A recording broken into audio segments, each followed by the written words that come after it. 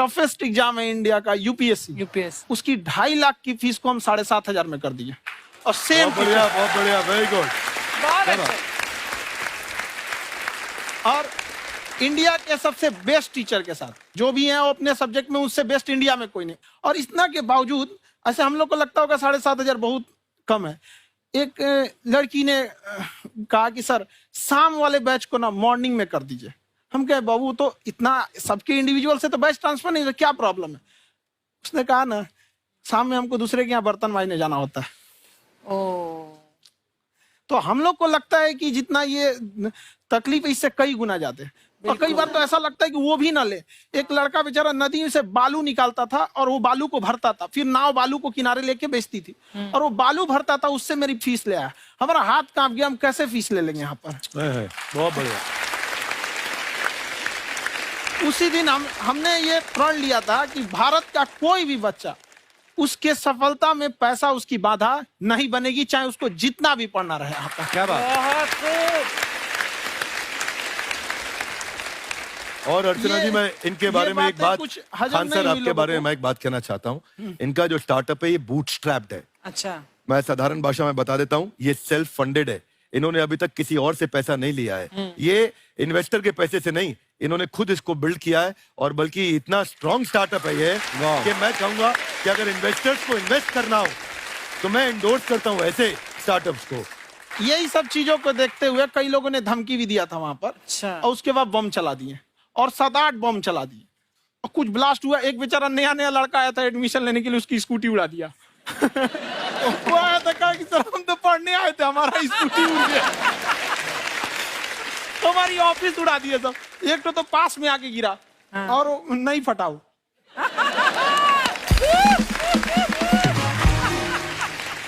बाद में बहुत सारे लोग धमकियां दिए, लेकिन कहते हैं ना सूरज कितना भी तेज चमक ले समंदर नहीं सुखा सकता। वाह वाह वाह, क्या बात है। बहुत अच्छे। मैम एक्चुअली ये फीस कम करने का एक और रीजन है। हाँ। 2.5 लाख 3 लाख की जो फीस में सब लोग पढ़ाई अफोर्ड नहीं कर पाते। हाँ। इसलिए वो कुछ ही लोग अफोर्ड कर पाते हैं, तो उनका मेंटल लेवल तो बहुत ऊपर चला जाता है। हाँ। लेकिन एक पूरे देश का मेंटल लेवल थोड़ा सा स्टेबल नहीं हो पाता।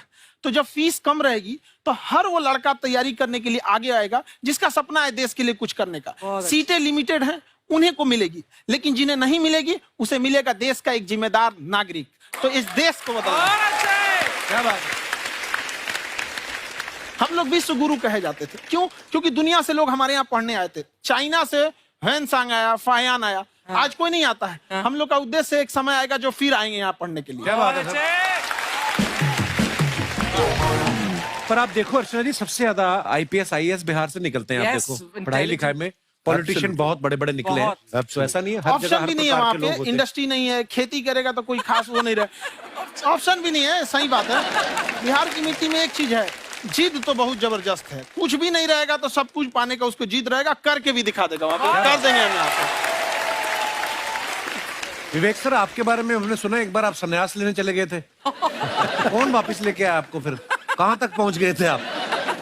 नहीं, मैं एमबीए की पढ़ाई के बाद मैं ये सोचा था कि अपना जीवन भगवान की सेवा में समर्पित कर दूं। अच्छा जी। बहुत साल मैं वृंदावन में रहा था और गुरुकुल में रहा था।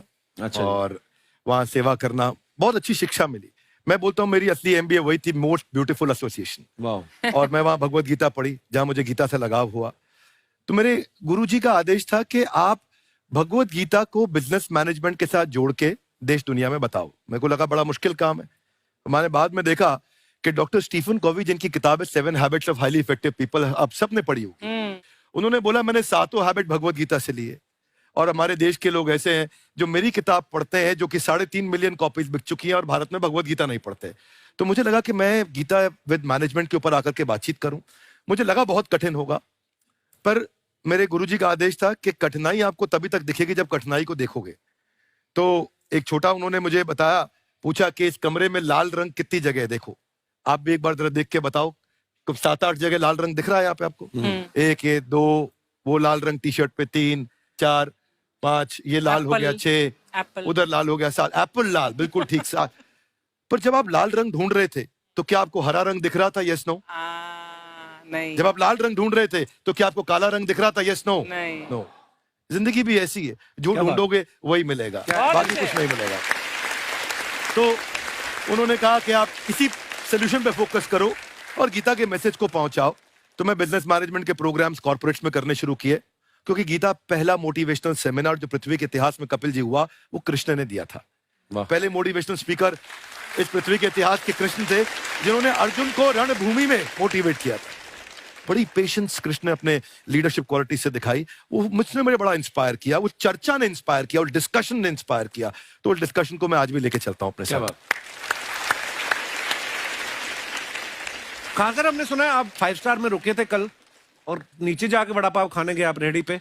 एक्चुअली क्या है ना कि वहां जो चीजें सीखने को मिलती है ना, खाली पेट और खाली जेब इंसान को जो सिखाते हैं वो किसी यूनिवर्सिटी कॉलेज में नहीं क्या बात, सिखाया जाता।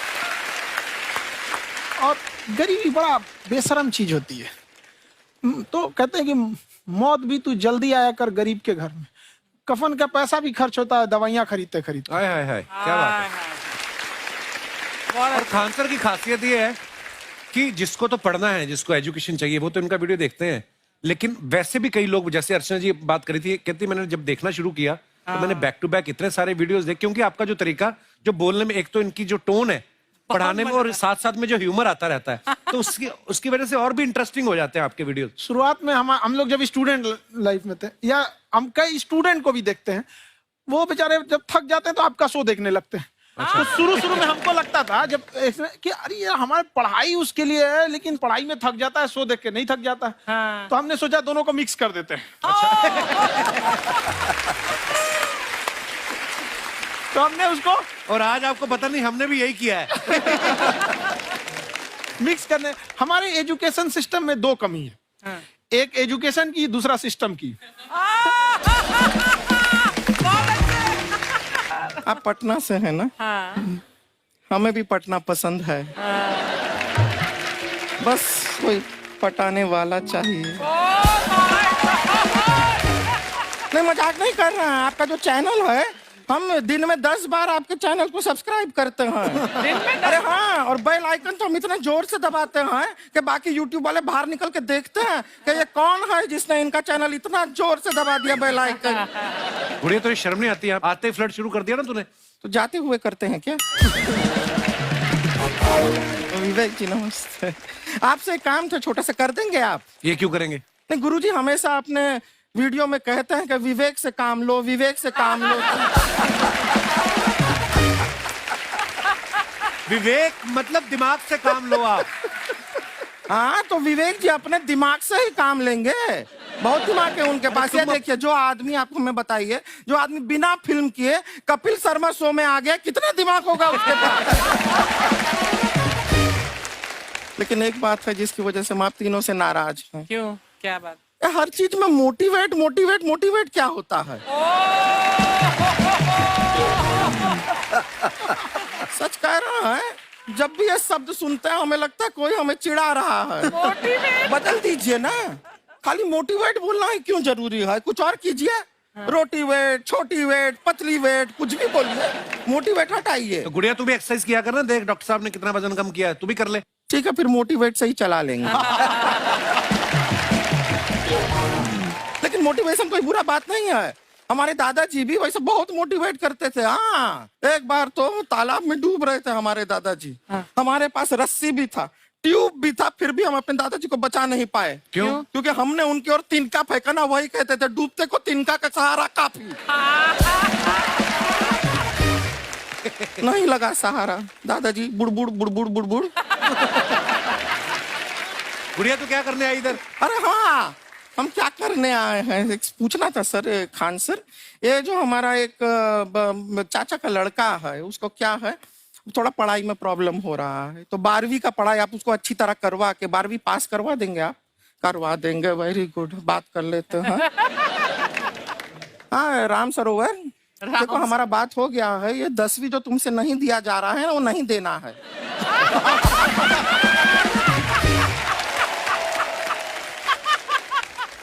टेंशन नहीं है, 10वीं का खान सर से बात हुआ, ये सीधा 12वीं पढ़ा के पास कर देंगे। अरे ऐसे नहीं होता, पहले 10वीं पास करनी पड़ेगी, फिर 12वीं होगी ना।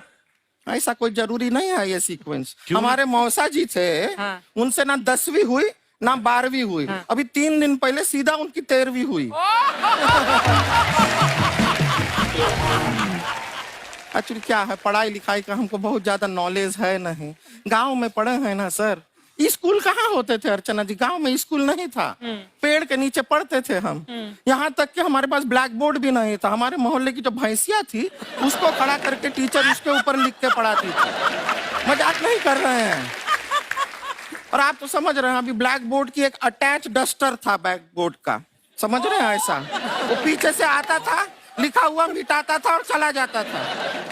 ये तो कुछ भी नहीं है। एक बार क्या हुआ, हमारा स्कूल शुरू हुआ, शुरू होते ही 2 महीने के लिए छुट्टियां हो गई। क्यों? ब्लैक बोर्ड ने बछड़ा दिया था ना। तो वैसे आप लोग ना इतने ज्ञानी हैं, सब कुछ जानते हैं। आपसे एक टेक्निकल सवाल पूछे। एक बार ना 4 दोस्त थे, 4 दोस्त, साम दाम दंड भेद। वो डिसाइड करते हैं कि चलो एक गेम खेलते हैं, तो टीम्स बनाते हैं। तो साम दाम ने एक टीम बनाया। इस पे भेद को बहुत गुस्सा आया। पता है क्यों? क्यों? क्योंकि भेद को दंड मिलाना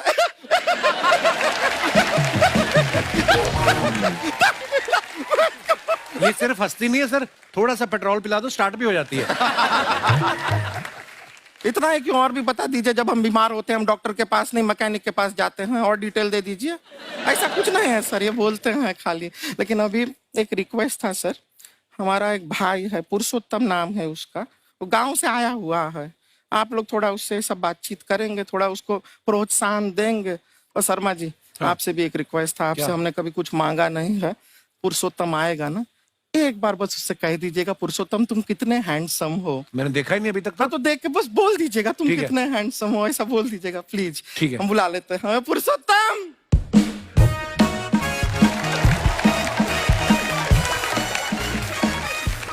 ये पुरुषोत्तम है। वाह, तेरा भाई बड़ा हैंडसम है। है तो हमारे खानदान में सब हैंडसम है, ज्यादा चापलूसी करने का जरूरत नहीं है। देखा हमारा यहाँ पे कितना चलता है। एक नंबर दीदी, एक नंबर। सब लोग हैं, हाँ, नमस्ते कर दो। ये बड़ा अच्छा लड़का है, गांव में ना भैंस चराता है, इसको थोड़ा मोटिवेट कीजिए ना। नहीं तो मतलब भैंस चराता है तो मोटिवेट करके क्या होगा, शेर चराएगा बाद में। अरे शेर चराएगा तो शेर इसको चर नहीं जाएगा। नहीं नहीं, ऐसे हम खाली कह रहे हैं, तुम्हारा चेहरा थोड़ा बकरी जैसा है ना, तो वैसे ये सब बड़े बड़े लोग हैं। इनको बताओ कहा क्या बनना चाहते हो जीवन में आगे? HR। HR। अरे वाह, देखे कोई बड़ा कंपनी में ह्यूमन रिसोर्स का काम करेगा ये। अरे HR मतलब दीदी ऋतिक रोशन, टिनी टिन टिन टिनी टिन टिन। ना जूता पहनने का काम किया करो, जूता खाने का नहीं। काम किया है, कुछ बड़ा किया है लाइफ में? किया है ना दीदी, एक बकरी के बच्चे को बड़ा किया है। तो क्या जिराफ बना दिया बकरी के बच्चे को? अरे कुछ अलग किया है। हाँ दीदी, अलग किया है। वही बकरी का बच्चा भैंस का दूध पीने जा रहा है, तो हमने उसको अलग किया है। इससे नहीं होगा, मैं रहने दो, इधर आओ। ये देखो इतना बड़ा बड़ा लोग बैठा है, इनके सामने ऐसा बातें करोगे? इनसे मिलो, इनसे मिलो। विवेक जी तो कितना मार्केट के बारे में भी जानते हैं, मार्केट का कोई सवाल पूछो इनसे। सर परसों जो है मार्केट में हमारी साइकिल गायब हो गई, आपने देखा है क्या? हमारी साइकिल गायब हुई ना, हाँ। इसलिए दिमाग से पैदल हो तुम। पैदल समझते हो? हाँ चल लोगे? 20 कदम चलोगे? हाँ। हाँ, घूमो जरा, अभी 20 कदम चल के दिखाओ। निकलो।